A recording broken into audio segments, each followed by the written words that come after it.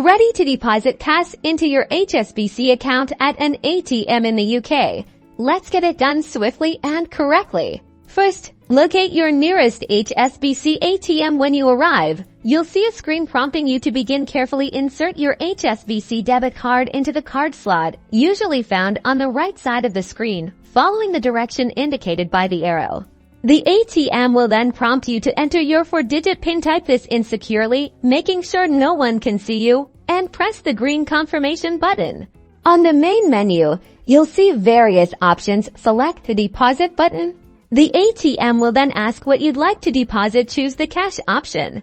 Now, locate the cash deposit slot. This is typically a separate slot from the card slot, often marked with an icon indicating cash. For most HSBC ATMs, you can insert your banknotes directly. Ensure the notes are flat and folded, and without any paper clips or rubber bands. Don't overload the slot. Deposit a reasonable number of notes at a time, usually up to 50. The ATM will then count your deposited cash and display the total on the screen for you to confirm. Double-check this amount.